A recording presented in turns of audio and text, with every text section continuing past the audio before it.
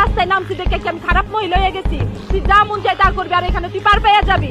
তুই আমার এই চেহারাটা ভালো করে দেখে রাখবি। তোরে যদি আমি নেক্সট টাইম কোনোদিন এই এলাকার মধ্যে দেখি, তোরে কিন্তু আমি পাড়ায় মাইরা ফেলবো। যা।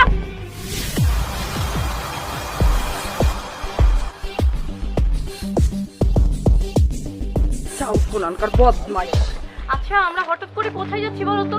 আরে বাবা, তুমি তো প্রতিদিনই বলো যে তোমাকে শপিং এ নিয়ে যেতে, কিন্তু আমার তো সময় থাকে না। আজকে ফ্রি আছি, ভাবলাম তো ওখানে শপিং এ। তুমি সত্যি সত্যি আমাকে শপিং এ নিয়ে যাবা? অবশ্যই। আরে এটা নিয়ে কোনো চিন্তা করো না, পকেট ভর্তি টাকা নিয়ে আসছি। আজকে তুমি যা চাইবা তাই কিনা। ঠিক আছে। এই অটো যাবি?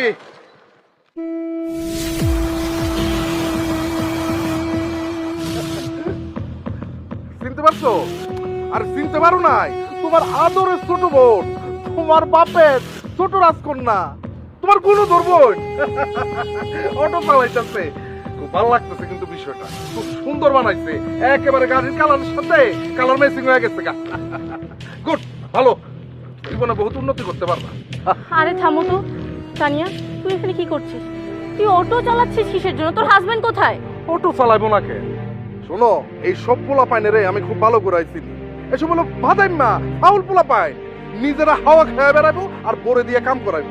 বুঝতেছো না? এই যে দেখো, তোমার বোন হলো এটার উজ্জ্বল উদাহরণ। আরে হয়েছে, থামো। তানিয়া বলছিস না কিসের জন্য? বল, তোর হাজবেন্ড কোথায়? আপু, শিমুল একটু অসুস্থ, তাই আজকে আমি ওরে বলছি বাড়িতে একটু রেস্ট নেওয়ার জন্য। এই দেখছো আমি কি কইলাম? হেসামাই বাসায় শুয়ে রয়েছে, ফেসবুকে বসে বসে অন্য মায়ের লগে পিরিত করতেছে আর তার বউরে দিয়ে কাম করাইতেছে। দেখছো কত কষ্ট করে মেয়েরা কাম করতেছে? দেখছো এই যে অটো চালাইতেছে। অটো চালানোটা কি এত সহজ কাম? কষ্টের কাম না? আহারে, দেখে কি মায়া লাগতেছে আমার। আরে চালাও চালাও, অটো চালাও। পরিশ্রম করাটা ভালো। জামাই শুয়ে থাকো, কোনো সমস্যা নাই, তুমি অটো চালায় বেড়াও।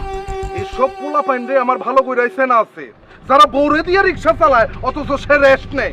কেন রেস্ট নেই আমি বুঝি না। আর তোমার বোন ইন্টেলেকচুয়াল, বাংলা সিনেমার ভক্ত। বাংলা সিনেমায় দেখছে না শাবানা সেলাই মেশিন ঘুরাইতে ঘুরাইতে গার্মেন্টসের মালিক হয়ে গেছে গা। তোমার বোনও মনে হয় এই অটো চালাইতে চালাইতে একদিন মার্সিডিজ বেঞ্জের মালিক হয়ে যাইব গা, সেই স্বপ্ন দেখতেছে। হয়েছে, থামো তো তানিয়া। তোর হাজবেন্ড বাসায় শুয়ে আছে আর তুই এখানে এত কষ্ট করে রিক্সা চালাচ্ছিস রোদের মধ্যে। তোকে আমি আগেই বলেছিলাম এরকম একটা বেকার ছেলের সাথে রিলেশন করিস না। তারপরেও তুই এরকম একটা বেকার ছেলের সাথে রিলেশন করে আজকে পালিয়ে বিয়ে করেছিস। এই রোদের মধ্যে তোকে রিক্সা চালিয়ে খাইতে হচ্ছে। দেখ, বড় বোন হিসেবে আমি তোকে কিছু সাজেস্ট করতে পারি।